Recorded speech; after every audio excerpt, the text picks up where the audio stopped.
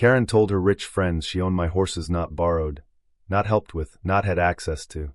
Owned like my animals were just another accessory she could slip on with her designer boots and a Pinterest smile. And the day I realized she'd been giving tours of my property, like it was her weekend vineyard, I almost spit coffee across my kitchen sink. Because who does that? Who wakes up and decides, yeah, I'm basically a ranch owner now. It was a Tuesday morning, the kind where the light is flat and gray, and you're still half asleep, holding a mug that's doing most of the emotional labor for you. I was standing at my kitchen window, staring out toward my stable, 2 acres of semi-rural shoved right up against a planned suburban neighborhood, which sounds like a joke until you live it, and I see Karen. Not just Karen either, Karen with a pack. 6 women, all in crisp jeans that have never met dirt, brand new riding boots that still smell like the store, one of them wearing a hat with a chin strap like she's about to climb Everest, marching straight toward my paddock like they're late for brunch at their own estate. No call. No knock. No hey, is this still not happening like you said? Just Karen walking across my land, like she paid the mortgage. And I know what you're thinking. How does someone get that bold, that comfortable, that detached from reality? Easy. It doesn't happen in one moment. It's a slow drip of entitlement plus a tiny bit of power, and the kind of personality that hears no and translates it as try harder. So let me back up, because none of this makes sense without the setup. I bought this place 4 years ago, just over 2 acres on the edge of a cookie-cutter neighborhood that was built around a few leftover semi-rural lots like mine. I have a house, a small stable, a paddock, and 3 horses, 2 quarter horses and 1 older mare I've had since before I even moved here. They're not a business, not a riding school, not a cute little side hustle. They're mine, my hobby, my responsibility, my weekend therapy after a long week when my brain feels like it's been sanded down to raw wood. I built the stable myself over 6 months. Hammer, sweat, splinters, late nights under a work light while mosquitoes treated me like a buffet.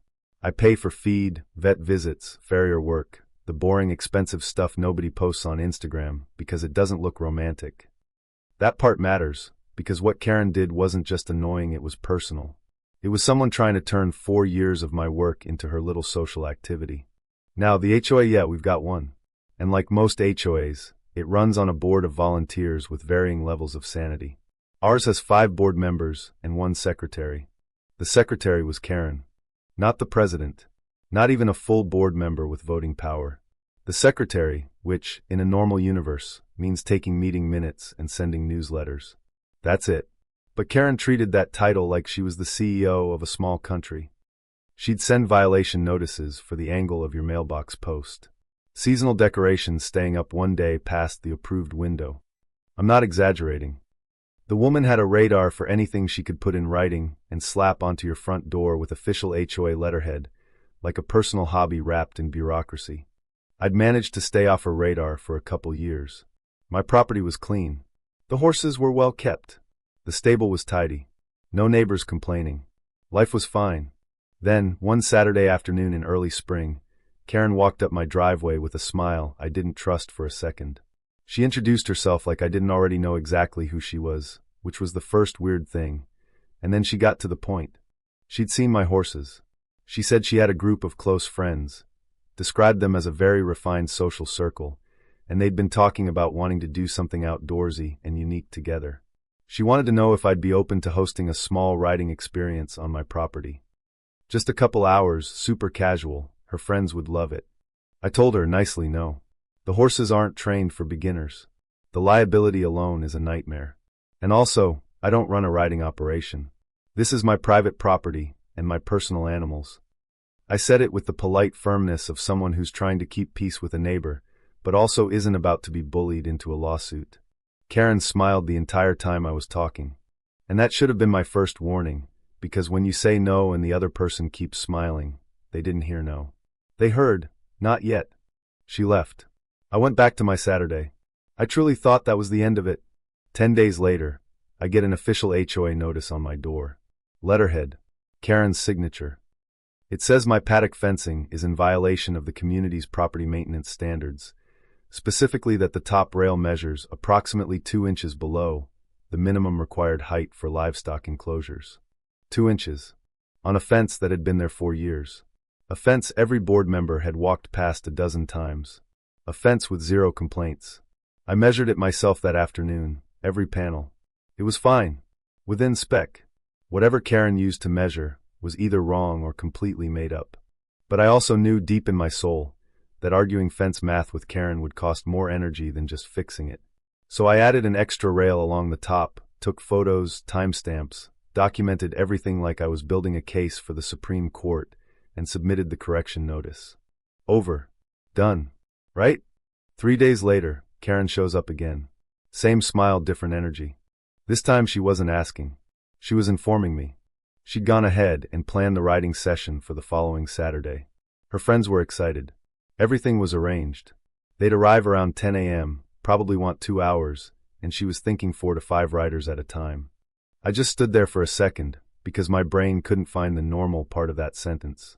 I told her, very clearly, I already said no. Nothing changed.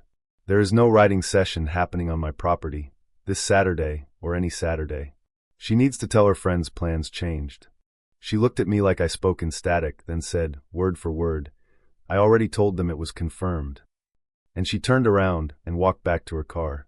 That's the moment my body did that weird thing where your stomach drops, but your mind is still trying to negotiate with reality, like, surely I misunderstood, surely there's a reasonable explanation, surely this isn't happening because it's too stupid to happen. 2 days later, my neighbor, good guy, we've chatted over the fence plenty, knocks on my door looking like he's about to deliver bad news. He says he saw something in the neighborhood Facebook group and took a screenshot because he figured I'd want to see it. He hands me his phone and my stomach goes cold. Karen posted in the neighborhood group advertising what she called a private countryside writing experience hosted at a local ranch. Full description: scenic property, well-trained horses, intimate group setting, experienced host, photos, my horses, my stable, my paddock, photos she'd taken from the road or through the fence at some point, without asking, without telling me, without permission. And at the bottom, $75 per person with a contact email to reserve your spot. $75 a head, my property, my animals, her profit. I scroll the comments and there are people asking about availability, saying they messaged her, and one woman says she already paid. Already paid. That's when it stops being Karen is annoying and becomes Karen is running a business using my property and animals without my consent. Real money exchanged hands based on a lie. And as I'm standing there, still processing, my phone buzzes, email from the HOA system. New violation filed. Then another. Then a third. 3 separate violations same day. First, my stable roof has visible rust, violating aesthetic standards. Second, persistent odor originating from the livestock area, violating community environmental comfort guidelines. Third, recurring noise disturbances from the horses during early morning hours affecting nearby residents. 3 violations right after I told her no. I'm not going to insult your intelligence, this wasn't subtle. Karen was using her HOA position like a pressure weapon. Coordinated, calculated, personal. Now here's where people are going to have opinions about me. I didn't call a lawyer. I didn't run to the board with a formal complaint. I didn't start a paperwork war. Because when I dug deeper I found the part that made everything messy. I clicked the profile of the woman who commented that she'd already paid and was excited for Saturday. Her profile photo showed her at what looked like an HOA event standing next to a man I recognized instantly. The HOA board president. It was his wife. Karen had sold a paid writing session to the board president's wife on my property with my horses, while simultaneously burying me in violations that only the board could dismiss. That's the kind of little social grenade that makes official channels complicated fast, because now you're not just challenging Karen, you're embarrassing the board president's household. And people get weird when their personal pride is involved. So I sat with it, and then I found something else that honestly made me laugh out loud in my kitchen at 10 at night, like a person losing their mind quietly. Scrolling Karen's Facebook, I see a comment where someone asks if she rides horses. Karen replies with a laughing emoji. I'm a natural, darling. I've been around horses my whole life. I stared at that like it might burst into flames. So I call my neighbor and ask, in the 4 years I've lived here, have you ever seen Karen near a horse? He laughs, hard, and says in his 12 years living near her, he's never seen that woman within 20 feet of any animal larger than a poodle. Karen had never ridden a horse in her life. And according to her listing, she was going to personally lead this writing session on Saturday. That's when my anger shifted into something colder. Because Karen had built herself a trap out of her own lies, and all I had to do was decide how to let her step into it. So I made one call. Not to a lawyer. Not to the HOA complaint line. I called the board president directly. His number was on the HOA contact sheet. I told him I needed 5 minutes neighbor to neighbor, not official HOA business. He was polite. I pulled up Karen's post and read it out loud. Private countryside writing experience, experienced host, scenic property, and then the price, $75 per person. Then I asked casually if he knew whether his wife had come across the listing. Silence. 4 full seconds. Then very quietly he says he'll look into it. I thank him, hang up. Wednesday passes. No response. Friday afternoon, my neighbor texts me and says there was some kind of argument at the board president's house Wednesday night, loud enough he could hear it from his driveway. I had a pretty good idea what that was about. And still Saturday morning comes and Karen shows up anyway. 10:02 a.m., a white SUV pulls up to my curb, followed by 2 more cars. 6 women climb out dressed like they ordered their outfits from a catalog called First Time at a Ranch. They're laughing, taking photos before they even reach the gate. And right in the middle, holding a tumbler of something warm, smiling like she owns the place. Karen. I'm leaning against my fence post when they walk up, arms crossed, coffee in hand, just watching. Karen's smile doesn't disappear, but it changes. Something behind her eyes shifts like she suddenly can't remember where the exits are. She recovers fast, though Karen always does. She introduces me to her friends like I'm part of the attraction, gesturing toward me like she's doing a grand reveal.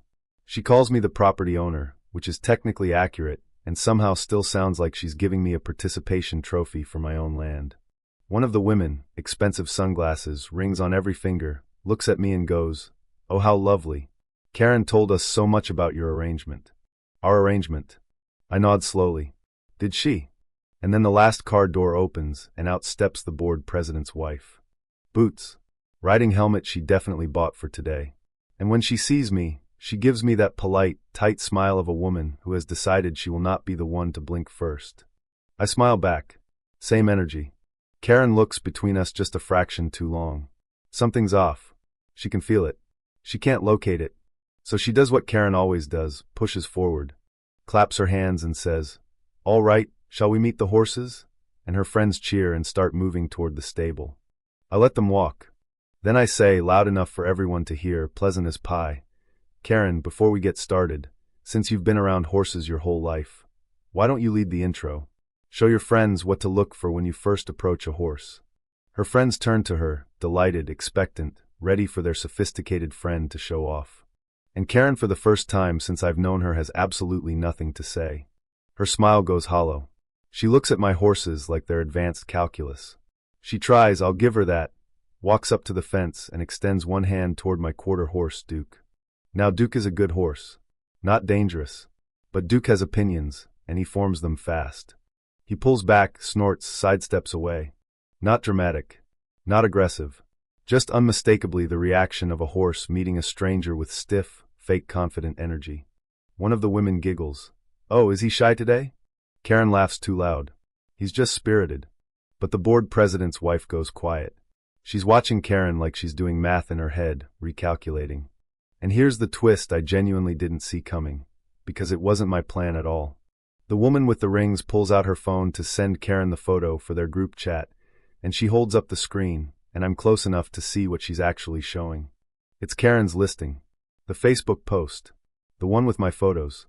And the woman says, still casual, still smiling, "By the way, I showed my husband this listing last night, and he got curious, so he looked up the property address. He couldn't find it registered to you anywhere.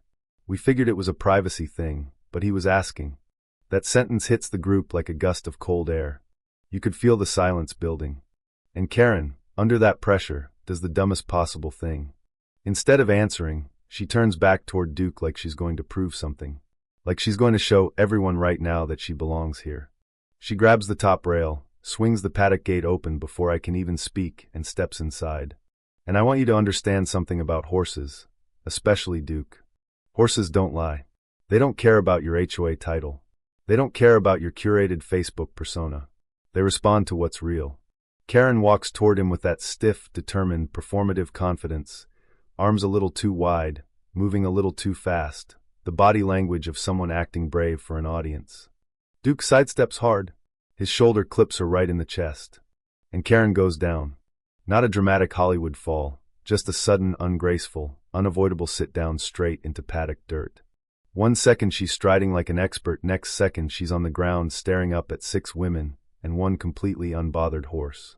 There's a moment of pure silence. Then Duke, again, I did not direct this, I did not cue this was Duke acting on his own schedule, shifts his stance, lifts his tail, and handles some personal business. Directly over Karen's head. Not nearby. Not oops, that happened. Over her head. One of the women makes a sound that's trying not to laugh and failing. The chin-strap lady turns away like she's about to pass out. The board president's wife presses her lips together so tight they go white. I look down at my coffee, then at the sky, then at anything that isn't Karen in the dirt wearing brand new boots and humiliation. Karen stands up slowly. The kind of slow where your body is moving, but your brain is still back in the last 5 seconds going, surely we can rewind time. Her friends suddenly find the fence wood grain fascinating. One stares intensely at her own boots. Another has her hand over her mouth. The board president's wife stares into the middle distance like she's mentally drafting the story she's going to tell her husband tonight.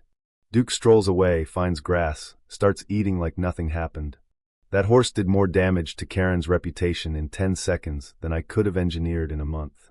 Karen dusts off her jacket, clears her throat, and says in a voice working so hard to sound normal, "He's just being territorial." Nobody responds. Not one person buys it. I open the gate, look at her quietly and say, "Why don't we step out?" Not a question. She steps out. I latch the gate. That's the last time Karen gets within 10 feet of Duke all morning. And then, finally, the board president's wife speaks, quiet but sharp. "Karen, did you charge us to come here?" Karen tries to dance around it. She coordinated the experience. The board president's wife says, "I sent you $300. That number lands heavy. 300. For women, including her, paid $75 each. Karen collected $300 for an event on property she didn't own, using horses she didn't have permission to touch. Now, here's the part that surprised even me. I looked at the group and said, "I'm sorry. You were lied to. This isn't your fault. If you want, I'll give you a real intro to the horses, no charge. You can meet them, ask questions, take photos near the paddock. No riding, because liability, but you can at least leave with something honest." 4 of the 6 women said yes immediately, and they were genuinely lovely. Calm voices, slow hands, the way you're supposed to be around horses. Duke, who wanted nothing to do with Karen, walked right up to 2 of them within minutes. The older mare pressed her nose into chin-strap lady's palm, and that woman teared up like she'd just met a celebrity. It was real. It was sweet. It was the most human part of the whole mess. Karen stood off to the side like a ghost at her own party. No jokes. No big smile. No CEO energy. The board president's wife spoke to her exactly once. "I expect my money back by Monday." Karen nodded. That was it. They left around noon. Karen was the last to get to her SUV. She didn't say a word to me on the way out, and I didn't say a word to her either. She just walked down my driveway and drove away, quiet, small, like someone who finally realized the world doesn't rearrange itself to match her stories. Monday morning, I get an email from the HOA board. All 3 violations, roof rust, odor complaint, noise disturbances, reviewed and formally dismissed. No explanation. Just dismissed. Later, through neighborhood gossip, I hear Karen step down from her secretary position due to personal time constraints. The official reason always sounds nicer than the truth, doesn't it? And I heard the $300 got paid back. I can't confirm that part directly, but I believe it, because humiliation has a way of making people suddenly find their integrity, or at least their checkbook. And here's the thing I've been sitting with ever since. I never told Karen she could come. I never invited that group. I never confirmed anything. But I knew they were coming, and I didn't call it off. I stood at my fence and let Karen walk her friends straight into the reality she'd built out of pure fiction. Was that revenge? Or was that just me stepping out of the way while karma did what karma does? Quiet, efficient, and a little messy. Because here's the bitter lesson I didn't learn until I had to watch a grown woman get humbled by a horse. Power doesn't always look like a title or a letterhead. Sometimes it looks like someone realizing the rules only work if we all agree to play along. Karen got away with what she did for weeks because she counted on people being polite, being passive, being too tired to fight. She counted on official paperwork scaring me into letting her take an inch, then another, then my whole damn stable. And honestly, if my neighbor hadn't shown me that screenshot, if the board president's wife hadn't been on that guest list, if Duke hadn't been Duke, she might have kept going until my no disappeared under enough fake violations and social pressure. That's the scary part, how fast somebody's greed grows when nobody checks it. So yeah, the ending was satisfying. The violations vanished. Karen lost her little throne. Her friends saw the truth with their own eyes. And my horses are still mine, exactly where they belong. But I'll leave you with the question that still stirs my brain at weird moments. When I'm feeding Duke at sunrise, hearing the neighborhood wake up behind the trees, thinking about how close this came to being a real legal nightmare. Did I go too far by letting it play out? Should I have shut it down sooner, even if it meant Karen never got exposed publicly? Or did Karen build every single brick of that wall herself, and all I did was stop holding it up for her? Tell me what you think, seriously. Was it justice, or was it petty revenge dressed up as teaching a lesson? And if you've ever dealt with an HOA, a neighbor, or anyone who thought rules were for other people, drop your story in the comments too, because I know I'm not the only one who's watched entitlement go feral when it thinks nobody's watching.